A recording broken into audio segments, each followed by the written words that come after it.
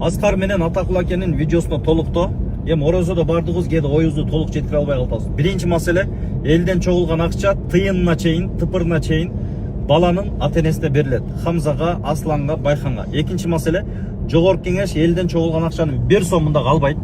Берилбейт дагы, отчетуна да кирише албайт. Анткени бунун отчетун эл гана алган укуктуу, эл гана берген укуктуу отчетун. Үчүнчүдөн операция маселеси боюнча бул иш Дубайда болот экен. Дубайдан укол берилет экен бизге жеткен маалымат боюнча. Анан дагы тактайбыз, эгерде Дубайда бериле турган болсо, Кыргызстандын Дубайдагы элчилиги мамлекеттик деңгээлде ошол врачтарга, ошол ооруканага, ошол имаратка мамлекеттик деңгээлде кат аркылуу жөнөтөбү, чтобы кийин алар дагы бизге мамлекеттик деңгээлде жоопкерчиликти ала ала турган, гарантия бере ала турган таризде келишим коюлса, мамлекеттик деңгээлде ушул керек бизге болду. Ал дагы Кыргызстан ичинде биздин саламаттыкты сактоо министрлиги менен биргеликте ошол Дубайдын Минздравы менен ортосунда келишим болсо гана болду. Ошолор жоопкерчилик алат. Калган лишний лицолор, лишний депутаттын, министрби бирөөсүнүн дагы элдин акчасына киришкенге моралдык дагы, материалдык да укугу жок. Аны өздөрү жакшы билет. Баарыңарга ийгилик. Ассаламу алейкум. Көпчүлүк СМСтер Атакул ака.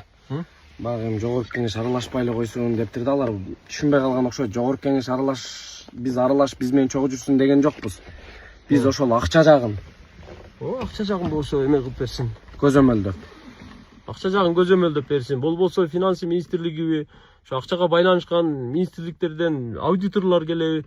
Кандай аудитор дейсизби, не дейсиз? Ошолор келип, ошолор башында туруп, бир комиссия болуп, ошо чогуу чечсек жакшы да. Ооба, себеби акча эч жака кете элек. Эч жака кете элек. Бүт акча турат, эч ким иштете элек. Акча канча чогулса, ошол акча турат. Ошон үчүн азыр нөлдөн келип туруп санап берип койсоңуздар, биздин дагы жүрөгүбүз тынчыраак. Даже минип жүргөн машинабызга да өзүбүздүн чөнтөгүбүздөн өзүбүз бензин куюп жүрөбүз да. Ооба. Мына жигиттердин бардыгы чогулган элдин акчасы ошол бойдон, мүлктү да санап бересиңер, бүт бардыгын отчету берели. Биз дагы эртең тазараак чыгайлы. Себебичи азыр айтып атышат, алдар арзан эле экен. Кагылайын, $1000 болсунчу ошол дары. Канча бала ооруса, ошончо балага бөлүп берип коелу. Биз зордуктап 170 миллион сом кал деген жерибиз жок. Жөн эле канча арзан болсо сүйлөшүп бериңиздер. Биз дагы айтайлы деп аттык эле. Эгер мамлекет өзү кайрылган болсо, балким бир кандайдыр бир жеңилдетүү скидкалар болсо, анда азыр сразу үчөөнө жетип калат эле.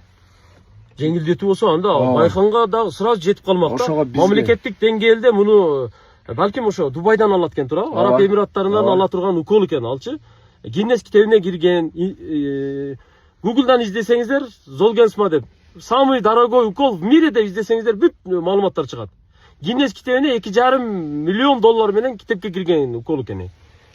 Муну балким мамлекеттик деңгээлде сүйлөшсө, балким арзан чыгып калар дейм да. Себеби Араб Эмираты менен Кыргыз Республикасынын ортосундагы мамлекеттик эл аралык келишимдер бар да.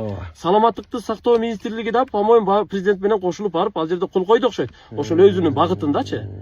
Бул жерде менимче мамлекеттик деңгээлде киришип койсо, балким мындай түшөбү баасы. Эми акчаны топтоп койдук, биягын өзүңүздөр бир чечим чыгарып бериңиздер. Биз акчанын отчетун берип коелу. Главныйчы биз акчанын отчетун берели, калган сиздер турлап берип коюңуздар. Таказда десеңиз. Ушундай жакшы ишти жасап аткан канчамчы. Маңдачы кыйла акча токтоп калды да баягы которуп аткандарчы. Баягыда бир мындай бир толук эмес маалыматтын айынан ушундай нерсе болду да. Акча каяка кетти, эмне болду, арзан эле экен, кымбат эле экен деген айынан. Газ баса берели ака. Мына Атакул ака да доказдап атат. Негизичи жана болду да. Баягы видеолор чыкты го. Жогорку кеңеште көтөрүлгөн видеолор боюнча ошондой эми кыйла токтоп калды. Анан биз дагы кайрылып жасадык да эми. Эгер мындай суммасы чоң болуп ишенбей атсаңар, келгиле дагы кассаны санагыла депчи. Атак акча эч кимге берилбейт. Анан видео санаганда коркпойбуз. Ооба, анан видеонан кийин кайра өчүрүп койдук да, архивге киргизип койдук. Просто баягы эл түшүнбөй калбасын депчи. Просто мындай эми токтоп калды да, биздин кыйла духубуз түшүп калды да, жөндөн жөн. Шатырап түшүп, биз азында көлдө жүрөбүз ушинтип акча чогултуп барып, жигиттерге өткөрүп берели депчи.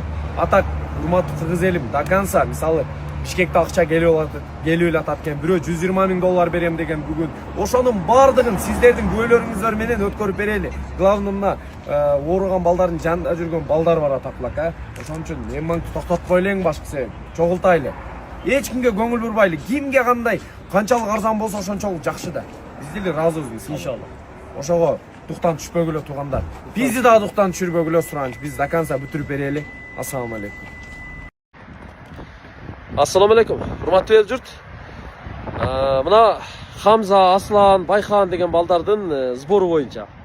Бул балдардын оорусу өзү мындай СМА деген оору экен да. Анан ага ошо 3 түрлүү укол болот экен.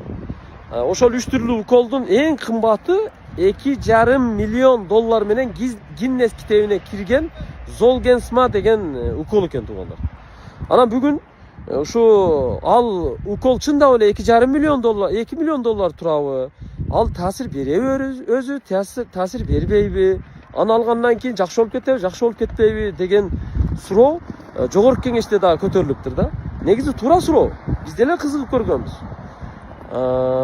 Мисалы YouTube'да эми Google'га кирип туруп самый дорогой укол в мире деп издесеңиздер, Золгенсма баасы $2,5 миллион менен Гиннес китебине кирди деп жазылып турат. Жана былтыр эле мурдагы жылы эле Арузат деген кыз ошол сбор кылып туруп, анан акчаны топтоп ошол уколду албады беле. Ал азыр Россияда жашайт эмиш ата-энеси менен. Бирок ата-энелеринен биз отузуп ал элекпиз. Чынында. Алардын дагы ой пикирин алабыз, бирок бүгүн ким бирөө таасир бербейт деп чыгыптыр. Негизи таасир береби, таасир бербейби, ал жакшы болобу, жакшы болбойбу, ал пенденин иши эмес да.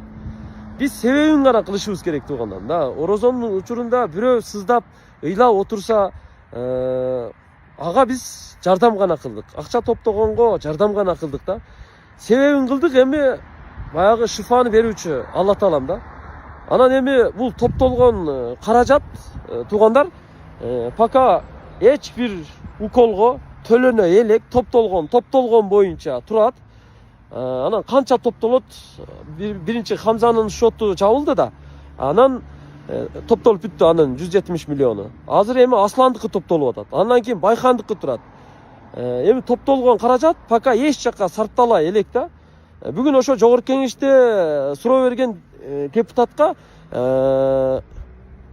Саламаттык сактоо министрлигинин өкүлү так жооп бере алган жок. Демек, ал дагы так билбейт окшойт менимчечи. Эгер так билсе, так жооп бермек да. Негизи 3 түрдүү укол болот. Ошо 3 түрдүү уколдун эң кымбаты Золгенсма, анын баасы чындыгында мынча деп айтыш керек эле да. Бая элге күмөндүү нерсени жаратпайчы. Ошентип айтып койсо болмок. Мен ойлоп атам, азыр Аскар менен да сүйлөшүп атабыз.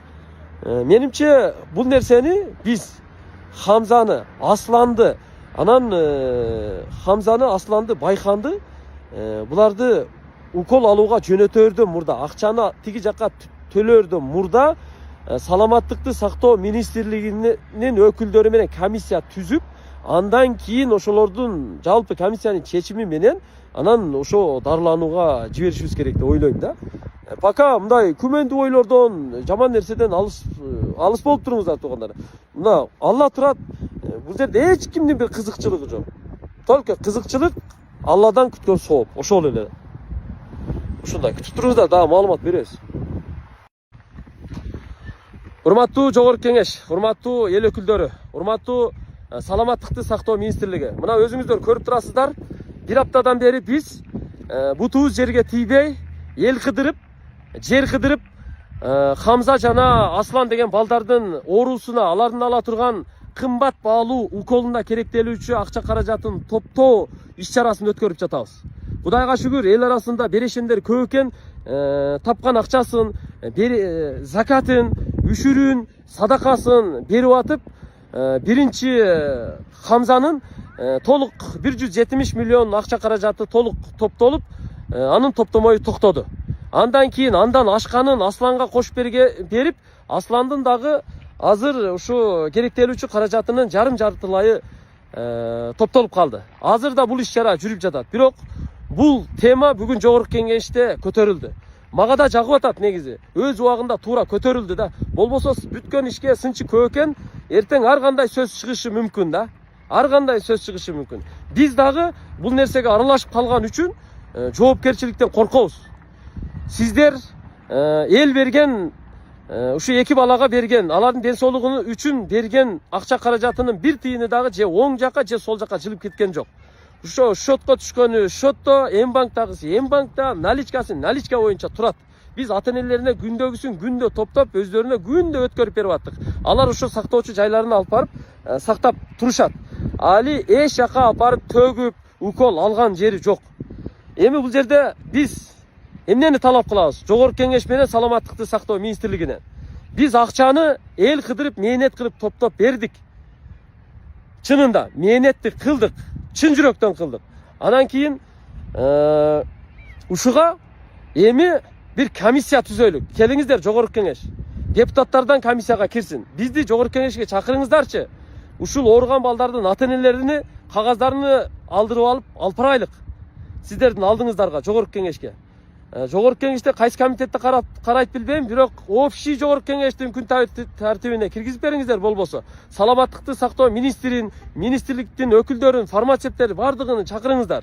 Ошол жерде ата-энелер менен, министрликтин өкүлдөрү менен, эл өкүлдөрү менен чогуу талкуу кылайлы да бир комиссия түзүп, анан акча каражатын ошол түзүлгөн комиссиянын чечими менен иштетели туугандар. Эмне дейсиздер? Ушуга биз сиздерден срочно жооп күтөбүз. Болбосо жоопкерчилик бул жаман нерсе. Биз деле ушу жоопкерчиликтен коркобуз. Эми аралашып калган үчүн, биз жардам берип калган үчүн биз мындайча айтканда ушул нерсени аягына чыгып коелу деп атабыз да. Чын. Биз сиздерден жооп күтөбүз. Урматтуу жогорку кеңеш, эл өкүлдөрү.